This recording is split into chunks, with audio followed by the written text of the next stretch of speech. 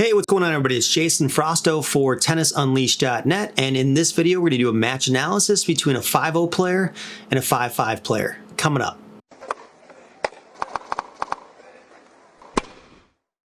Before we get started with this video, I want to say thank you to Dillon for providing the match footage. Make sure you check out his channel on YouTube. It's growing really fast. He's doing a great job of uploading a lot of really nice match play videos, so support his channel. Make sure you subscribe over there. All right, now let's get into the match analysis. On the near side is our 5-0 player. This is Dillon here serving, and the far side is going to be Matthew, our 5-5 player. Dillon is currently a UTR 9, and Matthew is currently a UTR 12, so you can get an idea of everybody's level, okay? So Dillon's going to serve the first point on this side. You can see here, based on the contact, it looks like the serve direction is going to be a wide slice, okay? He does that. Matthew comes forward and tries to take the ball early on this serve, right? And he does that. He establishes a position maybe just inside the baseline there, right? Trying to take time with an early contact point. His return ends up going here. Maybe not as deep as he wants, but it's not too bad, right? It's in the back of zone 2, and we've got Dillon set up here for a backhand. Now, this kind of leads me into our first talking point in breaking this match down. So Dillon hits the serve. He split steps, and he plants on his left foot here. And all he would really need to do is take a couple of steps around to his left to hit a forehand on his first ball and potentially damage Matthew on the other side. So he could then maybe take the ball down the line or go back behind him here. But what Dillon does pretty consistently in this match is instead of going around to the left, he goes to the right a little bit here. Kind of seen his feet adjust, right, and his body adjust, and he takes an inside-out backhand from inside the baseline, okay? So you can see the ball is going to be going inside-out based on his racket face position, and the only issue that I have with this is, one, typically we can hit our forehand bigger than our backhand, and then two, Dillon in this position, he looks a little bit jammed, and he looks uncomfortable hitting the shot. So what that tells me is the ball is probably going to end up landing short on this side of the court. Let's see what actually happens, though.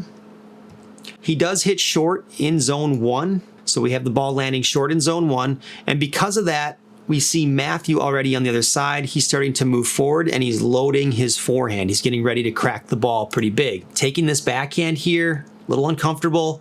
Matthew has a chance now, right, based on his position, to go down the line and change direction, or he can go back cross court safely and aggressively. Let's see what he does. Just a little hint too, based on his positioning here. He's definitely going down the line based on the racket face, okay? There it is. Dillon does a very good job moving left to right. He's very good on the run, and I like his hands a lot. You can tell Dillon is going to take this ball or try to take this ball cross court instead of down the line based on the contact here being a little more in front of his body. If the contact was a little further back, closer to the body, my guess would be down the line. So let's see what he actually does with the ball. He tries to go cross. Right? He's trying to do that to neutralize, but he doesn't quite get it there. The ball is a little bit short, again in zone 2, and that gives Matthew, right, the opportunity to move around the ball. If the ball was deeper, it would have been tougher for him to move around for a forehand again, but we can see Matthew moving around. He wants forehands, right? Based on the way Matthew is opened up here on this, it looks like he's going to take the ball down the line, go open court again, so it looks like it's going to go here. He does that, and then he makes an unforced error. So let's go back for a second. He has a chance to open the court up again in this area, and he just misses it a little bit long. Probably misses it by a foot long, right? If we are going to miss balls, though, we want to miss long versus missing in the net. So that's one really positive thing out of that. So Dillon gets a free point. So you might say, Jason, what's the issue with Dillon taking a backhand on his first shot in the rally versus taking a forehand? The issue that I have with it, he does it pretty consistently, and then he ends up leaving this particular ball short on this side of the court, okay? That's the main issue I have. And against a player at this level, a UTR 12, somebody at Matthew's level, it's going to be difficult to get away with that. Matthew had multiple opportunities here to open things up, but you can see again when he takes the first ball down the line, it lands short. So he lacks depth on that one, so he doesn't hurt Dillon and damage him the way that he should have, right? Then Dillon hits another short ball here, and then Matthew simply makes the mistake down the line. I want to see Dillon start to take a few more forehands on serve plus 1 balls instead of always taking a backhand.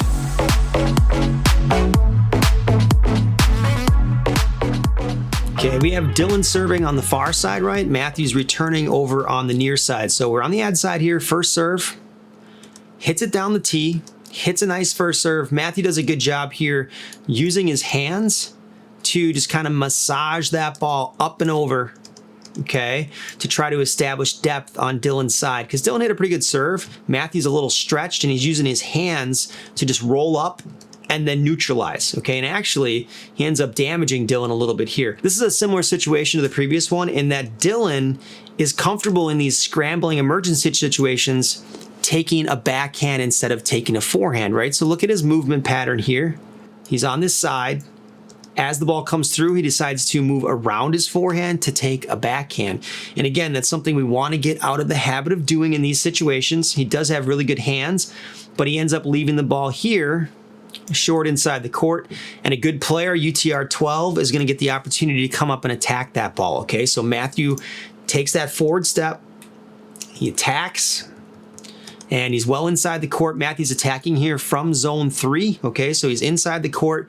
This is when it's easiest to attack. Hits that ball deep over on the other side of the court. And we can see Dillon starting to run over to the ball. Okay, so he's scrambling. Now, Dillon does have really good hands from these positions. Okay, so that's one really important thing. He's got really good hands on the stretch. He does okay with it, but again, it's still short. Okay, we've got zone 2 ball here. Another chance for Matthew to really wind up and then either go down the line if he wants or go back cross court. Let's see what he does. Right, we can tell by the rotation here of the hips and shoulders, the way he's pointed, it's going down the line. Let's see. It is. Matthew lacks some depth on the shot though, right? So we get zone 2 depth, a little bit short, gives Dillon a chance to get back at the point. What Matthew has to work on is when he gets these attackable balls, he has to work on getting the balls deeper, more in zone 3, okay? Dillon's there, hits a good roller, but it's again a little bit short. So we find zone 2 here. Matthew's loaded up again with his legs. He's ready to release and crush this. He does. And what Matthew gets there, right, is he decides, hey, I'm going to go up on this ball a little bit more, and I'm going to get more neck clearance. And that neck clearance with the speed and spin allows him to hit a much deeper ball this time in zone 3, right? So on this one, we've got a lot better depth, and Dillon's pretty far behind the baseline. So this is going to be tougher for Dillon to handle. And you can see Dillon over on this side is uncomfortable trying to handle this ball, right? He's got sort of that emergency body language right there. He's off balance. He's pushed back because of that depth from Matthew. Let's see what happens. And he ends up making an error there, okay? So he's forced into an error from the damage from Matthew. But this goes back to the beginning, right? We've got Dillon serving, really good serve up the tee, steps around to hit a backhand, ends up hitting a really weak and short ball inside zone 1, and that lets Matthew dictate from the beginning of the point, right? So there's dictating right there, dictating there, and he's just sort of in this really aggressive position, Matthew, throughout the course of the point, but it started on that serve +1 ball for Dillon, which was a backhand, okay? And he should have taken a forehand from there.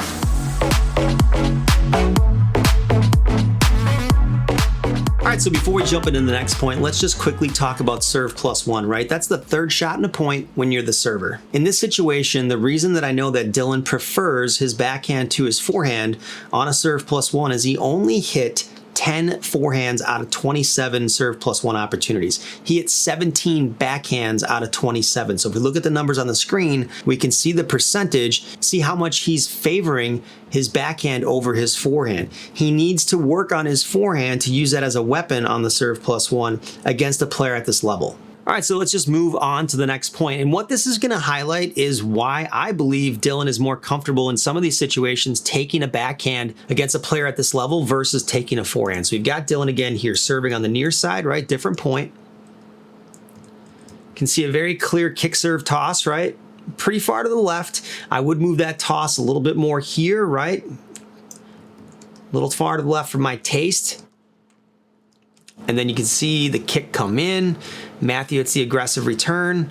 And now Dillon makes the move that I'd like to see Dillon make a little bit more often on the forehand, especially against somebody at this level, right? So Dillon decides to take those extra steps around the backhand here and take an aggressive forehand. The issue technically with Dillon's forehand, and this is something he can work on, right, is he keeps the racket on the right side of his body, okay? The hitting side of the body as he goes through the preparation here and the drop. But the racket, what I'd like to see is we really want to see the racket more off to this right side here. I'm just kind of showing an example of that really quick on the screen, but I want to see the racket more off to the right, creating more lag so that he can get more whip on his forehand, okay? So he's going vertical with it, he's keeping it on this side of the body, but he doesn't have that big racket head move from here to here to here to here to create a lot of racket head speed. Just goes there, gets into a slotted position right here. So this position's great, but I want to see him start more from here to achieve this position right here. Then he comes through and it's a good forehand, but it's not, you know, a UTR 12 or 13 forehand. This one just sort of sits. Matthew hits heavy, Dillon hits heavy. And you can see Dillon ends up here again in a situation where he's playing a little defense. And he does a really nice job of finishing the point by hitting a winner right there, but he's having to rely on Matthew dictating and him reacting to win points in these situations where the points go a little longer. So again, serve there, does what we want him to do, but he's got to work on his technique and correcting this vertical racket position as he comes back and changing that to more off to the right side to create that leg and that big whip on the forehand, okay?